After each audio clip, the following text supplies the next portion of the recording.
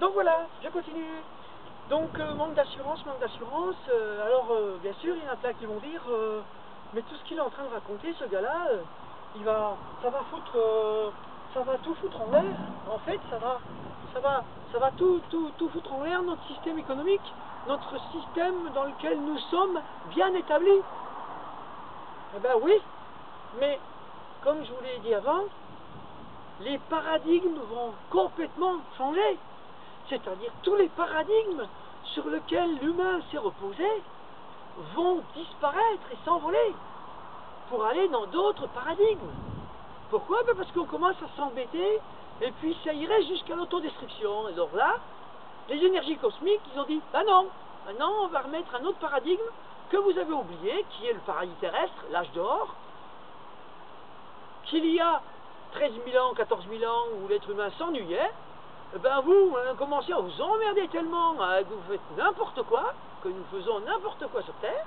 Donc, là maintenant, on va remettre l'âge d'or, et qui fait que ça va être tellement exotique que, voilà, on va plus s'ennuyer, et que ça va être autre chose. Voilà. Donc, et c'est tout. Donc, voilà. Donc, qu'est-ce qui se passe exactement? Par exemple, regardez les nomades. Les nomades, qu'est-ce qui s'est passé? L'être humain, depuis qu'il s'est mis sédentaire, donc qu'il s'est fixé, qu'il a commencé à avoir des acquis, et qu'il a voulu conserver ses acquis, il s'est mis en guerre. Il a commencé à défendre ses acquis. Que ce soit l'agriculture, que ce soit les possessions, les créations qu'il faisait, qu'il possédait, que d'autres n'avaient pas, qui faisait qu'il était peut-être plus puissant que l'autre. Donc tout ça a fait que, au fur et à mesure, c'est une guerre qui s'est technologique. Depuis 13 000 ans, c'est une guerre technologique. C'est-à-dire où l'être humain s'est aperçu qu'en ayant un outil plus performant que l'autre, ou un outil qui devient une arme plus performante que l'autre, et tout ça fait qu'il s'est dit, ah, je suis le chef, je suis le plus fort. Bon, alors on n'a pas arrêté, parce que, voilà, ça continue. Donc, qu'est-ce que je suis aujourd'hui en train de faire? Je suis en train de faire ce que dans l'histoire, beaucoup s'est fait, c'est-à-dire, je suis un peu Joseph, au niveau de Pharaon, quand Pharaon a eu un problème où il voyait toutes ces récoltes de céréales qui allaient, donc il a rêvé que ces récoltes allaient se perdre, qu'il avait 7 années de récolte, de belles récoltes dorées, et puis que les 7 années qui allaient suivre étaient une année de famine, étaient des années de famine. Donc Joseph lui a trouvé la solution. Donc je suis Joseph. Dans un autre paradigme, dans un autre temps, je suis aussi Moïse, qui a sorti de l'esclavage les Hébreux. Je suis aussi Bouddha, dans sa grotte, qui a été s'enfermer dans sa grotte pour retrouver les nouveaux paradigmes à créer. Et là, bien sûr, il a ri jaune. À cette époque-là, j'ai ri jaune en étant Bouddha parce que je me suis aperçu que ce que j'avais mis en place était que très illusoire, mais c'était que le début d'une grande histoire. Donc après, en devenant Moïse, j'ai rectifié les erreurs de Bouddha. Après, en étant Joseph avec Pharaon, j'ai encore rectifié un peu les tirs. Après, en étant chez les Grecs, j'ai aussi été chez les Grecs. Bon, voilà. Après, j'ai été chez les Romains. Après, les Romains, je suis, hein, pour amener un nouveau paradigme qui s'est fait, et il y a 2000 ans, qu'on le veuille ou non. Et après, ça a été un peu raté, parce que, oui, c'était moins précis, hein. Mais à fur et à mesure de l'histoire, ça se précise. Donc j'ai été plein de gens différents pour toujours amener quelque chose de différent jusqu'à aujourd'hui. Donc voilà un petit peu grosso modo, hein, et puis j'étais aussi Mohamed, parce que Mohamed, l'histoire du voile, tout ça, l'histoire de Et le voile, il a servi donc à la femme à séduire l'homme, mais aussi ça a servi aussi à protéger la femme des sévices de l'homme par rapport aux répressions. Parce que dans les répressions, le fait qu'on soit comme ça, regardez un peu les nomades du désert, hein, les nomades bleus du désert, eux, hommes et femmes, sont voilés. Pour quelle raison? Ben, déjà parce qu'ils sont dans le sable et que les tempêtes de sable, ils s'en protègent. C'est la première des raisons. Mais aussi, ils se protègent de la répression des autorités qui voudraient les embêter. Donc tous les nomades ont eu toujours une très grande répression de ceux qui avaient des acquis, qui devenaient sédentaires et qui, en fait, croyaient avoir le pouvoir et être libres avoir des acquis, d'avoir des richesses, mais à force d'être dans cette vie de sédentaire, finissaient par envier ces nomades qui restaient libres et qui ne devaient rien à personne. Et donc, ils ont voulu s'en venger, et pour se venger des nomades de par le monde, eh bien, ils ont commencé à inventer des stratèges. C'est-à-dire que, par exemple, on a dit que pour les gitans, ils étaient voleurs de poules. Ça veut dire quoi, voleurs de poules? Ça veut dire que quand des gitans venaient aux abords d'un village pour apporter leurs services, parce que c'était des artisans, hein, c'était des artisans qui avaient l'art de beaucoup de métiers différents, et donc ils venaient en service, c'est-à-dire rendre service aux personnes qui n'étaient plus nomades et qui étaient dans les villes et les villages pour leur apporter leurs services, et s'ils avaient des couteaux aiguisés, des repaillages de chaises, des trucs comme ça se fait encore un peu aujourd'hui. Et en fait, comme les humains, les sédentaires étaient jaloux d'eux, ils ont fini par ne plus les faire travailler, hein, et donc ils les ont mis dans un état de plus en plus de survie. Mais ce que je veux dire, c'est que comme ils étaient jaloux, eh ben, ils ont commencé à provoquer des soi-disant méfaits. C'est-à-dire que, par exemple, eh ben, quand un voisin, deux sédentaires, qui s'aimaient pas trop, et puis qu'il y en a un qui voulait se venger sur l'autre, eh ben, et puis qu'il y avait un passage de gitans, eh ben, il allait faire son méfait chez son voisin à ce moment-là. Et pourquoi? Parce qu'il savait que les gitans allaient être les premiers visés et que lui serait lavé de tout soupçon. Donc voilà comment ça s'est fait. Donc après, ben, pour les tours de 11 septembre, comme il y avait de plus en plus on a poussé le monde arabe enfin on va dire les Américains ont poussé le monde arabe de plus en plus dans la résistance, de plus en plus dans la révolte, qui a amené donc des ripostes, et donc ils ont profité de ce contexte pour provoquer eux-mêmes le 11 septembre, qui a été, si on veut, une mise en scène des Américains pour faire croire que les Arabes, comme les Gitans, hein, comme l'histoire des poules, hein, d'être voleurs de poules, hein, je fais un méfait chez le voisin, et puis ce sera les Gitans qui vont être pris au piège, et là ben, je fais un méfait chez les voisins qui étaient chez eux, chez les Américains, donc les Juifs, encore une fois, hein, parce que les tours étaient des Juifs qui étaient propriétaires de ces tours, hein, si je me souviens bien, donc, et c'est les Arabes compris, d'accord, donc pour pouvoir légitimer le fait de faire une guerre aux Arabes pour confisquer leur pétrole, et que comme ça, eh ben, en même temps, au passage, eh ben, l'Europe, on la lui mettait bien profond. J'en viens. C'est-à-dire que maintenant, on va parler un petit peu de sexualité de nouveau, parce que je suis le féminin, donc j'aime parler de sexualité. Donc, la femme, bon, elle a quelque chose à voir là-dedans, hein, dans tout ce qui se passe, hein, dans l'humanité. Toutes ces guerres et tout ça, la femme a aussi sa responsabilité. Pourquoi? Parce que depuis qu'elle a pris la culotte, qu'elle a commencé à porter le pantalon, la culotte, eh ben, elle a commencé à se rendre compte que sa petite grotte, la rose, où l'homme aimait aller butiner, et s'y réfugier, eh bien, elle s'est dit, tiens, là, parce que l'être humain, la femme, elle était dans sa déesse. Mais à un moment donné, l'homme en a eu marre parce que la femme devenait répressive et devenait dictateur. Les déesses sont devenues à un moment donné des ambassadrices et comme les empereurs, et donc les hommes étaient devenus vraiment pratiquement des esclaves à leurs pieds.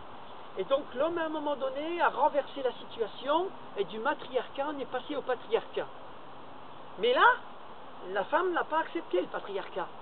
Et donc elle a commencé à se demander comment elle allait faire pour contrer ça et retrouver son côté de déesse et ce côté de pouvoir. Donc elle a été comme dans un contre-pouvoir. Et en allant dans le contre-pouvoir, elle a commencé à user de stratèges. C'est là qu'on a commencé à transformer le mot sourcière, c'est-à-dire le mot où que la femme était reliée à la source, eh bien, elle est devenue sorcière. Pourquoi? Parce qu'elle manipulait les énergies, hein, afin que l'homme soit à ses pieds. Comment? Ben déjà en disant, hé, ça c'est pas gratuit, hein, donc ma petite grotte, soit je la fais payer, donc c'est, on va dire, comme si c'était le début de la prostitution, que la femme, pour retrouver son pouvoir, a commencé à se prostituer, c'est-à-dire pas contre de l'argent, mais contre des concessions. C'est-à-dire, écoute, si tu veux faire l'amour avec moi, je t'aime, t'es mon homme, mais pour faire l'amour avec moi, pour profiter de ça, eh bien, alors bon, c'est la bourse, hein. La femme a commencé à tenir la bourse, hein, donc la bourse.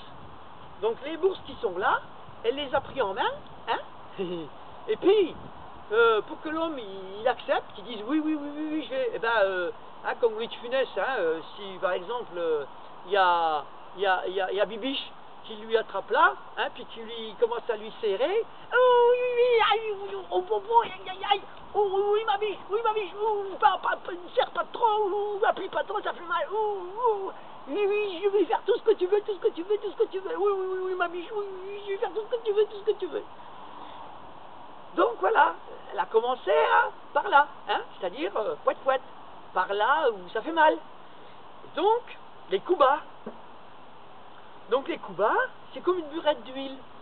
C'est-à-dire que, en pressant dessus, hein, en pompant, si je commence à pomper un peu sur les petites burettes qui sont dedans, et ben ça va faire pompette et puis il va gicler quelque chose. Donc si je le fais dans un acte d'amour, il va sortir quelque chose qui va être, on va dire, créateur d'autres univers. Mais par contre, si je fais comme ça pour, hein, eh ben, pour sortir de la richesse, eh ben, je vais y arriver aussi. Et ce qui va sortir, c'est par exemple quand je vais plus ou moins pomper, faire mal, tenir la bourse, bien la serrer et tout, eh ben, l'homme va être obligé d'aller dans la matière, travailler, faire des choses, et puis ben, la femme par exemple va dire, ben, écoute, la grotte est trop petite, j'ai besoin d'une grotte plus grande. Alors l'homme il va chercher une grotte plus grande, et à force ben, il va dire, ben, j'en ai trop plus, et j'en ai pas là, et puis je veux une rivière au bord de la grotte, et puis je veux que ma grotte elle ait un chauffage. Alors il va faire du feu, il va inventer, hein. Ça l'a poussé dans sa créativité, hein. Là c'est la créativité. La bourse de l'homme, c'est la créativité. La créativité de quoi? De donner naissance à un enfant, hein. Comme la femme a son Graal sacré qui est aussi créateur. Mais comme ils ont de plus en plus perdu tous les deux, qu'ils sont rentrés dans une dualité, le monde est rentré dans une dualité, au lieu d'être dans la création divine, ils sont rentrés dans une création de compromis, et donc de manipulation, et donc tous les deux ont commencé à aller dans cette manipulation de « ah, ça fait mal, tac, et puis fais-moi tout ce que je désire ». Donc, ça a été jusqu'à eh ben je veux une grotte, machin. Donc l'homme, ben, il a fini par inventer ces pierres, hein, pierres qui lui a commencé à dire, bah tiens, on peut faire des grottes artificielles en prenant des pierres. Les pierres, bah, c'est les résidus des roches. Les roches, bah, on a les grottes que dans les roches. Mais comme les roches, bah, on ne peut pas les déplacer. Les montagnes, on ne peut pas les déplacer. Mais on peut déplacer les pierres. Et les pierres, il y en a au bord des rivières. Donc on va recréer des grottes artificielles autour des rivières. Donc on a créé les grottes artificielles. Et puis après, bah, il y a eu Paul, qui était charpentier, qui lui faisait des radeaux. Alors là, les radeaux, c'était avec des troncs de bois, il faisait des radeaux pour marcher sur l'eau. Donc là, on marchait sur l'eau avec des radeaux. Donc c'est là que l'homme a marché sur l'eau. Donc, qu'est-ce qui s'est passé? Comme Pierre qui faisait ses grottes, mais elles étaient humides, quand il pleuvait, il y avait des gouttières, et puis par terre, ça s'inondait. Donc, Pierre a eu, à un moment donné, l'idée d'aller voir Paul, et dire, Paul, écoute, j'ai un problème, est-ce que tu pourrais pas m'aider? Parce que regarde, avec tes radeaux, est-ce que tu pourrais pas me faire un radeau qui irait dans ma grotte? Pour comme ça, quand il y a de l'eau qui coule et que machin, je garderai les pieds hors de l'eau. Donc ils ont commencé à faire des planchers flottants. Et donc après, ils ont inventé le plancher, quoi. Le caillebotis flottant. Hein. Et puis après, ça a donné plus tard les cochons qu'on a mis sur des caillebotis avec le purin en dessous. Hein. C'est la même chose. Hein. Donc on a inventé l'élevage intensif parce que l'homme a inventé les grottes artificielles et a commencé à faire donc de l'élevage intensif d'humains. Hein. Et ça a été très loin parce qu'après ils ont fait les cités ouvrières. Hein. Bon, parce qu'ils ont élaboré, hein. La femme, elle a voulu toujours une grotte mieux. Hein. Alors après, la grotte, il fallait qu'elle soit plus grande. Alors plus grande, on les faisait rondes au début. Alors bon, avec un caillebotis en dedans, ça avait toujours des gouttières. Donc à un moment donné, on essayait de... Donc comme les radeaux, ils les faisaient pas ronds mais carrés, ça donnait l'idée à Pierre de faire des murs, des maisons, enfin des grottes carrées. Et ces grottes carrées au rectangle, il avait un problème avec le toit. Parce que quand c'était en rond, ça allait, parce que en escargot, comme ça, on termine en haut. Voilà. Hein, ça fait que toutes les bâtisses en pierre qu'on peut trouver, petites, qui sont comme ça, là, en dôme, et ça, c'était les premières habitations en pierre que l'homme a édifiées dans cet état d'esprit-là. Mais alors après, comme il les faisait rectangle, carré au rectangle, il avait le problème du toit. Donc, Paul, lui, il est devenu charpentier. Hein, il n'était pas que... Il faisait des radeaux au départ. Après, il a fait des planchers, des caillebotis, qui sont devenus planchers. Et après, il a fait la charpente. Donc, de la charpente, c'était une charpente plate, toute simple, hein, des troncs d'arbres en travers. Mais après, ils se sont dit, mince, qu'est-ce qu'on met? Parce que là, alors ils ont essayé des branches, puis ça n'était toujours pas étanche. Et puis, jusqu'à ce que Pierre rencontre des pierres plates, de l'ardoise, et puis des pierres plates, du schiste, tout ça. Et là, il a eu l'idée, puis alors il a commencé à les mettre n'importe comment, puis il y avait toujours des fuites, jusqu'au jour où il a trouvé qu'en les mettant comme ça, les unes dessus les autres et tout, du bas en haut, et puis ça est perçu qu'il n'avait plus de fuite. Très peu. Donc voilà, il a trouvé comment fabriquer une grotte artificielle sans fuite, de moins en moins humide, et voilà. Après, sa princesse, qui lui pressait toujours les couilles, il fait froid quand même, donc bon, même avec le chauffage, le feu au milieu et tout, la grotte est encore froide et humide, malgré tout, parce que la pierre c'est froid. Donc ils ont commencé à isoler avec la paille, par l'intérieur.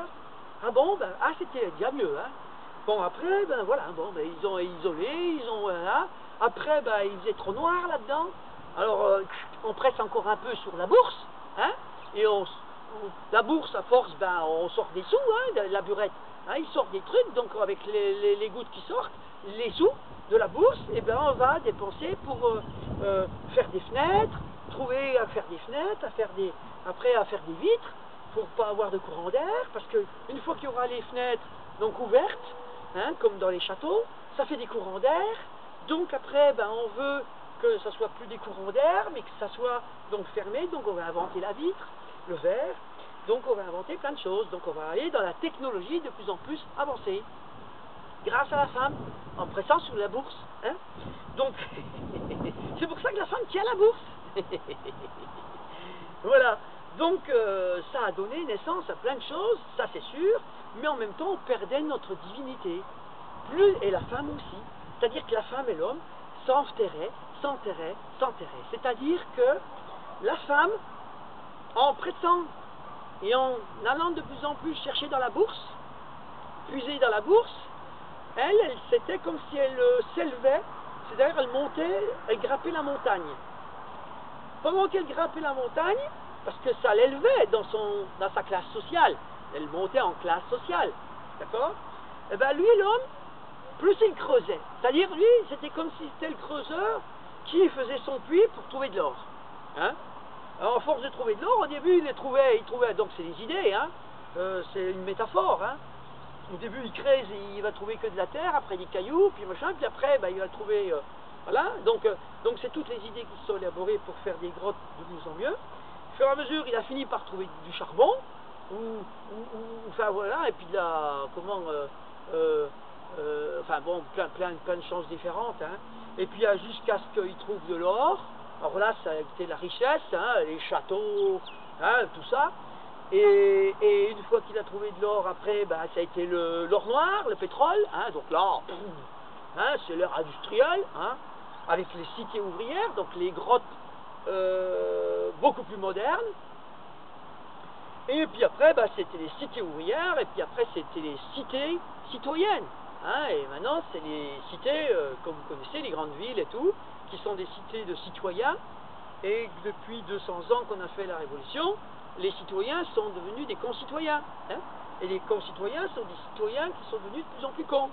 Donc il serait peut-être temps d'arrêter d'être cons. Et là, bah, les concitoyens, il y a Nicolas, hein, et il y a tous les hommes politiques, hein, qui se présentent, hein, et tous les ministres, hein, on est tous concitoyens, hein, j'en fais partie. Hein. Donc il serait peut-être temps qu'on arrête d'être cons, c'est ce que j'ai fait, hein, d'arrêter d'être con, pour devenir un citoyen, sans être con, hein, ou alors je mettrai le mot co